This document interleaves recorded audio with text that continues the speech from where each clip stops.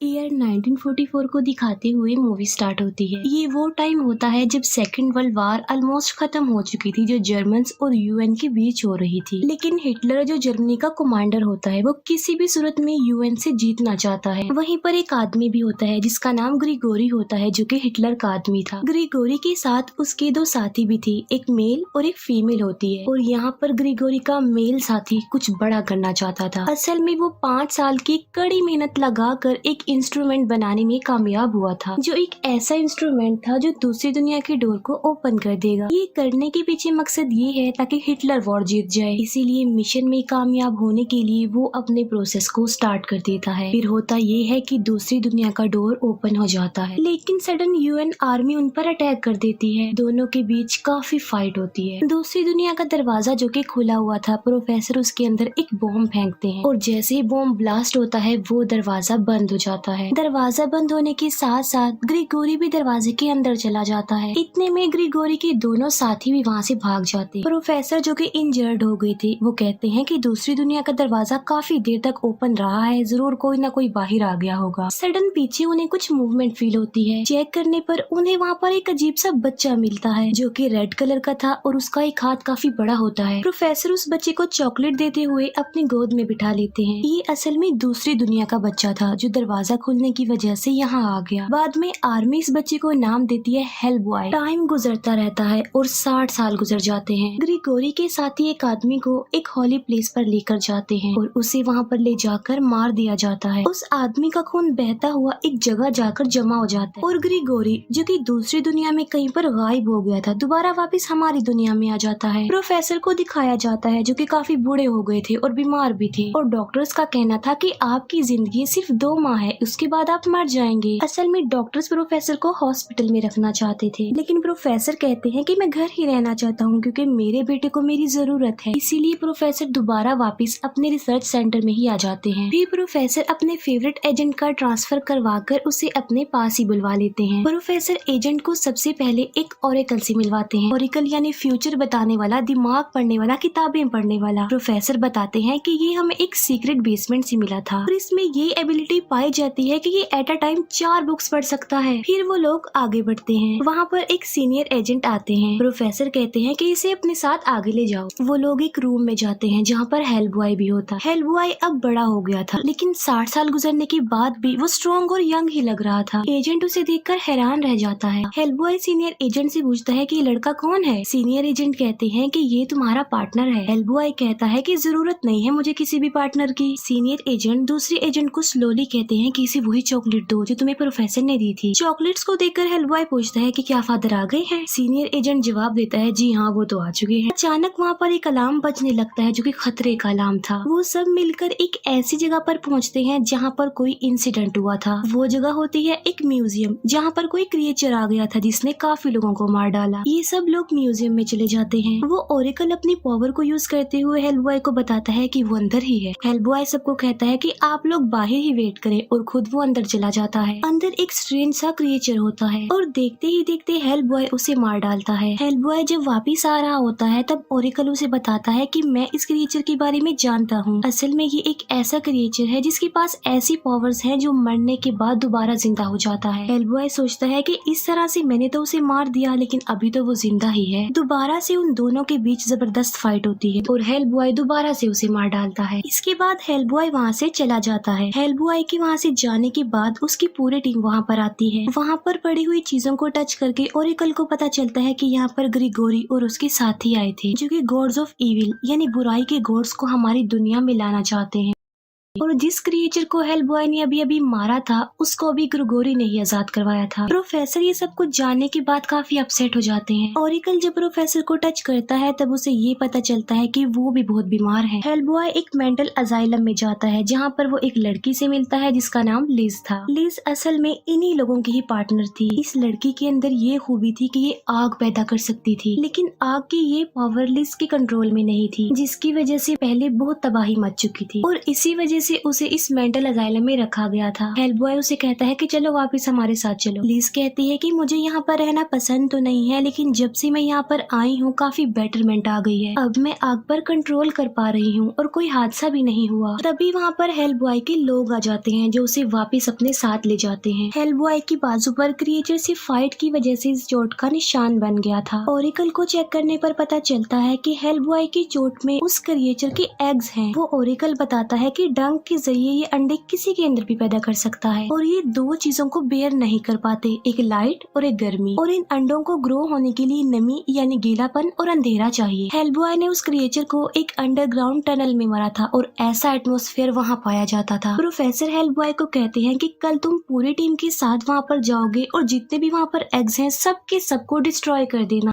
Next day Hellboy Oracle कुछ agent उसी location पर जाते हैं। वहाँ पहुंचकर वो अंडों को तलाशने लग जाते हैं। ओरेकल पानी में जाता है और वो देखता है कि उस क्रिएचर ने वहाँ पर बहुत ज्यादा अंडे दिए हुए हैं और वो क्रिएचर वहीं पर होता है जो ओरेकल को मारने की कोशिश करता है, लेकिन वो बिल्कुल ठीक वक्त पर बाहर आ जाता है। बाहर भी एक क्रिएचर आ जाता है जो दो एजेंट्स को मार डालता है। तभी वहाँ पर हेलबॉय आ जाता है और हेलबॉय और उस क्रिएचर के बीच काफी फाइट होती है और हेलबॉय उसे मारने में कामयाब हो जाता है। लेकिन वहीं पर ग्रिगोरी का पावरफुल सोल्जर भी था जिस पर गोलियां भी नहीं असर कर रही थी, जो कि सीनियर एजेंट को बुरी तरह से इंजर्ड कर देता है। जब हेलबॉय वहाँ पर आता है तो वो सोल्जर ऐसी एक्टिंग करता है कि जैसे वो मर चुका हो और हेलबॉय भी कुछ ऐसा ही समझता है। हेलबॉय के अलावा सब इंजर्ड थे और अगर इन्होंने जल्द कुछ ना किया तो ये क्रिएचर पूरी दुनिया में फैल जाएंगे और तबाही मचा देंगे। जिस क्रिएचर को अभी अभी हेलबॉय ने मारा होता है उसके अंदर से दो लाइट्स निकलती हैं। इसका मतलब साफ था कि एक को मारने से दो पैदा हो जाएंगे। दूसरी तरफ प्रोफेसर लिज को उसी लोकेशन पर ले आते हैं जहाँ पर वो रहते थे। तभी वहाँ पर हेलबॉय आ जाता है जो लिज को देखकर काफी खुश हो जाता है क्योंकि वो लिज को लाइक करता था, लेकिन लिज से उसने अभी तक की बात शेयर नहीं की थी। दूसरी तरफ प्रोफेसर ग्रिगोरी के साथ ही डेड बॉडी को चेक कर रहे होते हैं जो कि ऐसे रिएक्ट करता है कि जैसे वो मर चुका हो। प्रोफेसर देखते हैं कि उसके अंदर जरा सा भी ब्लड नहीं होता। इसका मतलब साफ था कि वो कोई इंसान तो नहीं है। इसके बाद प्रोफेसर नीचे आ जाते हैं। हम देखते हैं कि ग्रिगोरी का वही साथी उठ गया है जो कि अपने कपड़े पहनकर नीचे उस जगह पर आ जाता है जहाँ पर प्रोफेसर होते हैं। उसे देखकर प्रोफेसर समझ जाते हैं कि उनके लिए ये की गई एक साजिश है। प्रोफेसर कहते हैं कि मैंने पपेट यानी कठपुतली को तो देख लिया है, लेकिन इसके पीछे किसका हाथ है, इसका मालिक, इसका चलाने वाला कौन है, कहाँ है। और तभी हम ग्रिगोरी को वहाँ पर बैठा हुआ देखते हैं। वो प्रोफेसर को कहता है कि very good professor, very good. Grigori professor को कहता है कि अगर 60 साल पहले आपने हेलबॉय को मार दिया होता तो आज ये नौबत ना आती। वो कहता है कि मैं आपको फ्यूचर की एक ग्लिम्स दिखाता हूँ और वो प्रोफेसर के फोरहेड पर टच करता है जिससे प्रोफेसर को विजन्स आने लगते हैं, जिसमें वो देखते हैं कि हेलबॉय के दोनों सिंग अब काफी बड़े हो चुके हैं और सारी दुनिया जल रही है, चारों तरफ आग लगी हुई है और ग्रिगोरी का वही सोल्जर उन्हें मार डालता है। हेलबॉय को जब इस बात का पता चलता है तब वो वापिस आ जाता है और अपने फादर को मरा हुआ देखकर वो काफी दुखी हो जाता है क्योंकि इस दुनिया में उसके फादर प्रोफेसर के अलावा उसका कोई भी नहीं था। प्रोफेसर की डेड बॉडी के पास एक नोट भी पड़ा हुआ मिलता है जिस पर किसी जगह का नाम मेंशन था।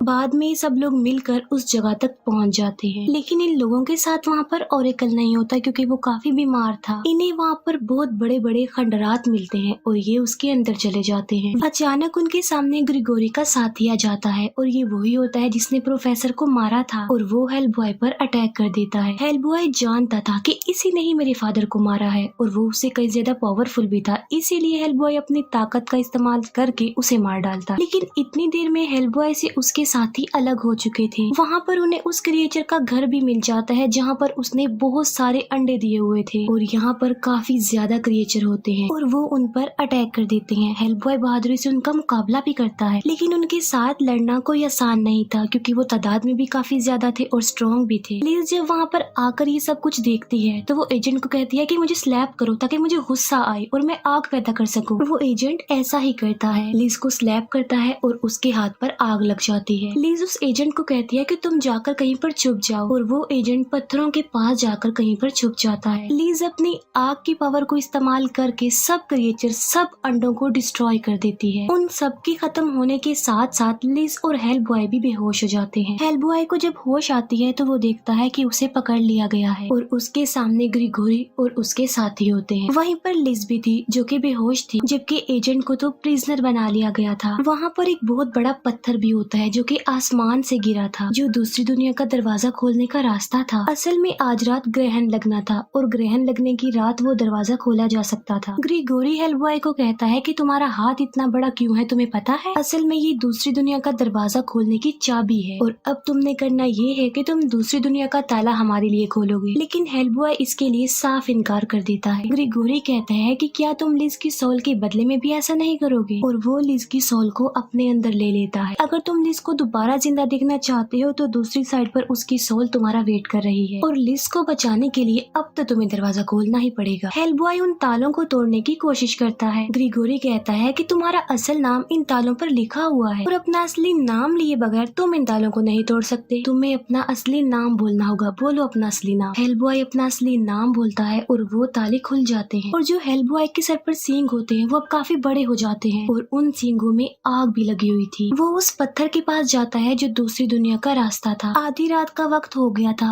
और ग्रहण पूरी तरह से लग चुका था। हेलबॉय उस पत्थर के ऊपर एक सुराख में अपना हाथ डालता है और उसे खोलने लगता है। तब एक बहुत तेज रोशनी निकलती है जो जाकर चांद को छूती है और दूसरी दुनिया का दरवाजा खुल जाता है, और जो बुराई का गोड़ था वो भी आजाद हो जाता है। और अब हेलबॉय ने वो ताला खोलना था जिससे वो बुराई का गोड़ हमारी इस दुनिया में आ जाएगा। और जब हेलबॉय उसे खोलने लगता है तब एजेंट उसे कहता है कि तुम जानते हो तुम कौन हो, अपनी पहचान मत भूलो, ये मत भूलो तुम कौन हो, ये मत भूलो कि तुम्हारे फादर कौन थे। और वो हेलबॉय की तरफ उसके फादर के गले का क्रॉस फेंकता है। जब हेलबॉय उसे देखता है तब उसे अपने फादर के ड्रीम, अपने फादर की अच्छाई और अपने अच्छाई के बारे में याद आ जाता है, और वो अपने दोनों बड़े बड़े सींगों को तोड़ देता है जो कि अभी उगे थे। दोनों सींगों के टूटते ही वो दरवाजा बंद हो जाता है और एक सींग वो ग्रिगोरी के आर पार कर देता है। बाद में वो लिज को उठाकर वहाँ से जाने लगता है, लेकिन ग्रिगोरी जो कि अभी मरा नहीं होता, अभी जिंदा होता है। वो कहता है कि देखो ये तुमने क्या कर दिया, मुझे मारकर एक खतरनाक किस्म के क्रिएचर को पैदा कर दिया, और उसके अंदर से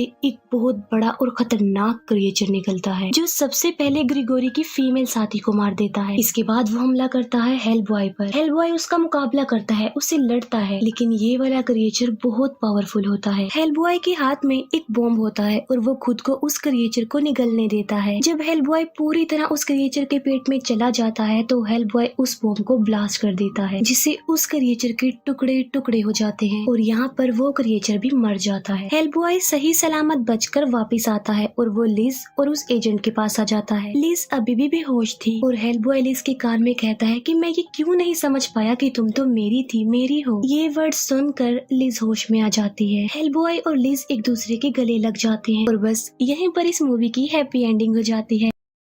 अब यहाँ से शुरू होता है पार्ट 2। तो मूवी शुरू होती है क्रिसमस की एक खूबसूरत शाम से, जब एक छोटा सा बच्चा हेलबॉय अपने फादर के साथ सोने की तैयारी कर रहा होता है। वो अपने फादर से कहता है कि पापा क्या आप मुझे कोई स्टोरी सुनाएंगे? तो उसके फादर कहते हैं हाँ क्यों नहीं बेटा। तो ये स्टोरी कुछ लोगों और किसी रिलीजियस किंगडम की जंग के बारे में थी। उधर के बादशाह के पास जो लोग थे उनमें से कुछ तो क्रिएचर्स थे और कुछ जादू करना भी जानते थे। तो बादशाह ने 70 ताकतवर लोगों की जादुई फौज तैयार की जो इंसानों से लड़ने वाली थी। एक दिन उस बादशाह को एक ताज पहनाया गया, जिसका मतलब ये था कि वो आर्मी पर कोई भी कमांड दे सकते हैं, यानी ऑर्डर दे सकते हैं, और इसी आर्मी को गोल्डन आर्मी का नाम दिया गया। लेकिन हुआ ये कि उस आर्मी ने लोगों पर बेदर्दी से हमले करने शुरू कर दिए, जिस पर बादशाह को बहुत दुख हुआ और उसे पछतावा हुआ, जिसकी वजह से उसने सुलह करनी चाहिए और इंसानों को उसने शहरों पर पूरा का पूरा कंट्रोल दे दिया और अपनी आर्मी से कहा कि वो जंगलों में रहे। बादशाह इस बात को प्रूव करना चाहता था कि वो वाकई पीस चाहता है, और इसीलिए उसने अपने ताज के भी टुकड़े कर दिए। उसने एक टुकड़ा इंसानों को दिया और 2 टुकड़े अपने पास रख लिए। लेकिन इस बात से बादशाह का बेटा शहजादा नुआडा बिल्कुल खुश नहीं था, तो वो मुल्क ही छोड़कर चला गया। अब कुछ टाइम बाद हमें प्रेजेंट टाइम दिखाया जाता है,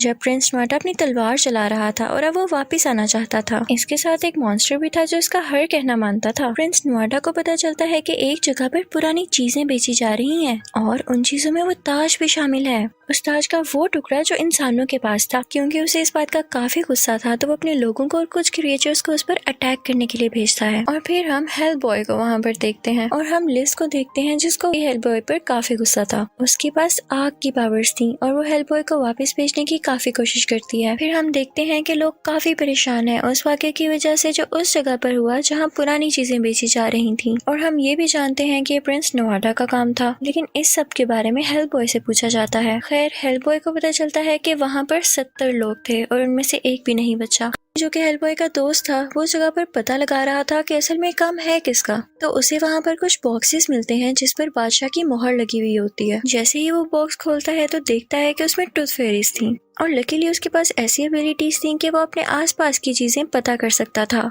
और जैसे ही वो अपना हाथ लिज की तरफ बढ़ाता है तो उसे पता चलता है कि इसका तो बेबी होने वाला है। कि तभी हेल्प बॉय को और बाकी लोगों को टूथ फेरीज खेल लेती हैं, लेकिन तभी लिज भी उन्हें आग से डराकर भगा देती है और हेल्प बॉय वहाँ से बाहर आ जाता है और वो देखता है कि उसके चारों तरफ न्यूज रिपोर्टर्स हैं। और जिस बात का उस आदमी को डर था कि उसकी टीम के बारे में लोगों को पता चल जाएगा, तो वैसा ही हुआ। अब वो लोग पूरी दुनिया के सामने आ चुके थे। अब हम देखते हैं प्रिंस नुआडा को और उसके साथी को, जो कि बादशाह के पास जाते हैं बात करने के लिए। बादशाह अभी भी यही चाहता था कि इंसानों के साथ सुलह के साथ रहा जाए। बादशाह की बेटी यानी प्रिंस नुआडा की बहन भी यही चाहती थी और अपने बाप का साथ दे रही थी, लेकिन प्रिंस नुआडा समझता था कि इंसान लालची होते हैं और यहाँ पर रूल करने के लिए वो हमें किसी भी वक्त मार सकते हैं। शाम को हेल्प बॉय देखता है कि उसके मुतालिक और उसके साथियों के मुतालिक न्यूज आ रही हैं, जिससे वो काफी खुश भी होता है, लेकिन लिज अभी भी हेल्प बॉय से नाराज थी। हम प्रिंस नुआडा को देखते हैं जो अभी भी बादशाह के पास था। वो कहता है कि फादर, मैं अपने मुल्क को और जादुई दुनिया को इंसानों से दूर रखना चाहता हूँ और याद रखें मैं इसके लिए कुछ भी कर सकता हूँ। किंग उसे समझाने की कोशिश कर ही रहा होता है कि वो अपने बाप को यानी किंग को मार देता है और ताज का दूसरा टुकड़ा लेके वहाँ से भाग जाता है। अब बादशाह की बेटी यानी प्रिंस नुआडा की बहन काफी डिस्ट्रेस होती है यानी परेशान होती है और ताज का तीसरा टुकड़ा उठा के अपने भाई से छुप के वहाँ से भाग जाती है। अब हम देखते हैं कि इन लोगों को काफी इंतजार था कि हमारी टीम में नया एजेंट कब आए। ये सब हेल्प बॉय के खिलाफ काम करना चाहते थे और जब वो नया एजेंट आता है तो दिखने में काफी अजीब होता है। वो आते ही टूथ फेरीज को देखता है और कोई एनर्जेटिक चीज इंसर्ट करता है जिससे वो जिंदा हो सके और वो उनसे कुछ इन्फॉर्मेशन कलेक्ट कर सके। अब टूथ फेरी जिंदा हो जाती है और वो जो बात कर रही थी वो इनकी समझ से बाहर थी, तो वो इसको साथ साथ ट्रांसलेट करता रहता है। उसे पता चलता है कि टूथ फेरीज वहाँ से आई हैं जहाँ बहुत सारी जादुई क्रिएचर्स रहती हैं। वो लोग सोचते हैं कि शायद ये जगह किसी ब्रिज के नीचे है। अब नया एजेंट अपनी टीम को वहाँ पर लेकर जाता है, तभी उन्हें एक क्रिएचर मिलती है जो उन्हें सीधा उस जगह तक ले जाती है जहाँ पर जादुई लोग रहते थे। अब वहाँ पर हेल्प बॉय भी आ जाता है और वो ये देखकर काफी खुश होता है कि उसे वहाँ पर अजीब नहीं लग रहा था, यानी वो इन क्रिएचर्स में ऐसे चल रहा था जैसे उन्हीं का साथी हो। वहाँ टीम के एक आदमी को कोई नजर आता है जिसने ऐसे कपड़े पहन रखे थे जिससे पता चल रहा था कि इसका बादशाह से कोई ना कोई ताल्लुक जरूर है। तो आदमी सोचता है कि क्यों ना मैं खुद अंदर जाऊं और पता लगाऊं कि ये है कौन। तो उसे पता चलता है कि तो बादशाह की बेटी है यानी प्रिंस नुआडा की बहन। वो यहाँ पर अपने फादर की छुपाई हुई कोई चीज लेने आई थी।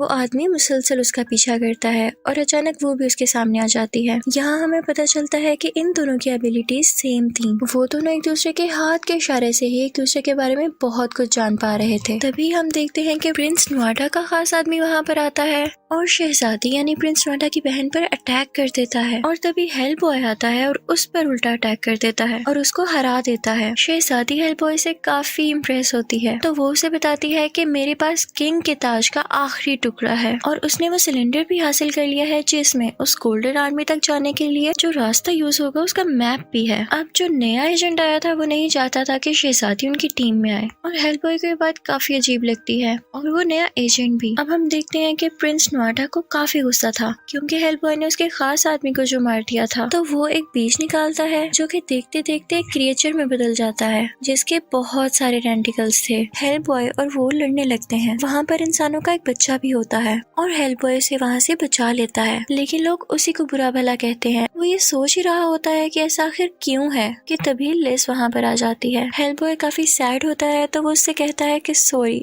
तुम मत जाओ। तो लिज उसे गुस्से से कहती है कि आखिर तुम चाहते क्या हो, तुम्हें दुनिया को खुश करना है या मुझे, एक बार सोच लो। फिर हम शहजादी को देखते हैं जो कि ताज का तीसरा टुकड़ा उस आदमी की बुक में रख देती है जो कि टीम मेंबर था। फिर हम देखते हैं कि नया एजेंट हेल्प बॉय के पास आता है और कहता है कि तुम मेरा कहना मानो क्योंकि अगर हम दोनों में लड़ाई होती है तो जीतूंगा तो फिर भी मैं। हेल्प बॉय उससे कहता है कि तुम्हें ऐसा किसने कह दिया, क्योंकि हेल्प बॉय को खुद पर यकीन था कि वो उसे हरा देगा। फिर सीन चेंज होता है और हमें ये पता चलता है कि प्रिंस नुआडा ने अपनी बहन को किडनैप कर लिया है। उसने हेल्प बॉय के लिए ये भी नोट छोड़ा था कि अगर तुम चाहते हो कि प्रिंसेस की और तुम्हारी जान बच जाए तो वो ताज का तीसरा टुकड़ा लेकर मेरे पास पहुंच जाओ। जैसे ही हेल्प बॉय प्रिंस नुआडा के पास जाता है तो वो उसको धोखा देते हुए उसकी चेस्ट में नीजा दे मारता है जिससे हेल्प बॉय को बहुत दर्द होती है। वो नेजा निकालने की बहुत कोशिश की जाती है लेकिन वो निकल ही नहीं रहा था। यहाँ पर वो लिज से कहता है कि तुम मेरे लिए सबसे ज्यादा अहम हो। दूसरी तरफ हम देखते हैं कि हेल्पबॉय के दोस्त को बुक में वो तीसरा पीस मिल जाता है और उस टीम को भी पता चल गया था कि गोल्डन आर्मी कहाँ पर है। अब लिज ने हेल्पबॉय को माफ कर दिया था और वो उसे भी गोल्डन आर्मी तक ले जाना चाहती थी ताकि वो जल्द से जल्द ठीक हो सके, लेकिन नया एजेंट और उसकी टीम में नहीं चाहती थी। तो लिज उन लोगों को मारने लगती है और वहाँ हलचल मच जाती है। अब ये तीनों यानी लिज, हेल्पबॉय और उसका दोस्त अकेले ही चल पड़ते हैं और वहाँ पहुंचकर इन्हें एक गॉब्लिन मिलता है जो इनसे कहता है कि मैं तुम्हारी मदद करूंगा लेकिन उसके बदले में तुम लोगों को मुझे एक चमकदार चीज देनी होगी। तभी गॉब्लिन को हेल्पबॉय की चेस्ट पर वो नेजा नजर आता है तो वो कहता है कि चमकदार चीज मुझे दे दो तो मैं तुम लोग की हेल्प कर दूंगा। गॉब्लिन उसे एक ह्यूज क्रिएचर के पास लेकर जाता है जो कि उन लोगों को पहले से जानता था। वो उन्हें उनके असली नामों से पुकारता है। लिज उस क्रिएचर से कहती है कि प्लीज हेल्पबॉय को ठीक कर दो। तो वो क्रिएचर कहती है कि अगर ये जिंदा रहा तो जमीन में बहुत फसाद होंगे, लेकिन लिज कहती है कि प्लीज इसे ठीक कर दो ना, इसे जीने दो। उस क्रिएचर को एंजल ऑफ डेथ भी कहा जाता था। खैर वो एंजल लिज के कहने पर नेजा हेल्पबॉय की चेस्ट से निकाल देता है और फिर लिज से कहता है कि तुम्हें इसे जीने की कोई वजह देनी होगी। तो लिज हेल्पबॉय के सामने झुक जाती है और उससे कहती है कि तुम फादर बनने वाले हो और हेल्पबॉय ये सुनकर ठीक होने लगता है। अब गॉब्लिन उन्हें गोल्डन आर्मी तक लेकर जाता है और प्रिंस नुआडा भी वहाँ पर था। वहाँ पर हेल्पबॉय का दोस्त उसे ताज का तीसरा टुकड़ा देता है, लेकिन प्रिंस नुआडा यहाँ भी उनको धोखा दे देता है और वो गोल्डन आर्मी को जगा देता है जो कि तादाद में बहुत ज्यादा थे और हेल्पबॉय चाहते हुए भी उन्हें रोक नहीं सक रहा था। अब वो दोनों लड़ने लगते हैं। हेल्पबॉय जीतने के करीब होता है लेकिन वो फिर भी प्रिंस को नहीं मारता। अब जहाँ जहाँ प्रिंस को चोट लगी थी वहाँ वहाँ प्रिंसेस को भी दर्द हो रही थी क्योंकि उनकी बॉडीज किसी न किसी तरह एक दूसरे से कनेक्टेड थी। वहाँ पर हम देखते हैं कि प्रिंस नुआडा दोबारा से उठ खड़ा होता है और हेल्पबॉय पर अटैक करता है, लेकिन दर्द की वजह से दोबारा गिर जाता है। तो प्रिंसेस को एक आइडिया आता है कि क्यों ना मैं खुद को मार डालूं जिसकी वजह से प्रिंस को भी दर्द हो। इसी के साथ वो खुद को स्टैब कर लेती है और फिर हम देखते हैं कि प्रिंस नुआडा मारा जा चुका था। अब हेल्पबॉय वो ताज जोड़ता है और ऊपर उठा लेता है। लिज उससे वो क्राउन लेती है और उसे पिघला देती है जिसकी वजह से गोल्डन आर्मी वापस अपनी जगह पर चली जाती है। फिर हम देखते हैं कि वो टीम मेंबर्स और नया एजेंट इन तीनों को आकर पकड़ लेते हैं और यही तीनों यानी लिज, हेल्पबॉय और हेल्पबॉय का दोस्त इस टीम को छोड़ने का बाकायदा ऐलान करते हैं, यानी इस टीम को हमेशा के लिए छोड़ देते हैं। फिर हम देखते हैं कि हेल्पबॉय लिज के साथ एक ऐसी जगह पर रहना चाहता था जहाँ पर वो अपने बेबी को पाल सके, लेकिन लिज उसे टोकती है कि बेबी नहीं बेबीज, और इसी के साथ वो अपनी 2 उंगलियां उठाती है जिससे पता चलता है कि उनके 2 बेबीज होने वाले थे। यहाँ पर हेल्पबॉय बहुत खुश होता है। इसी के साथ ये मूवी हैप्पीली एंड हो जाती है। Thank you for watching.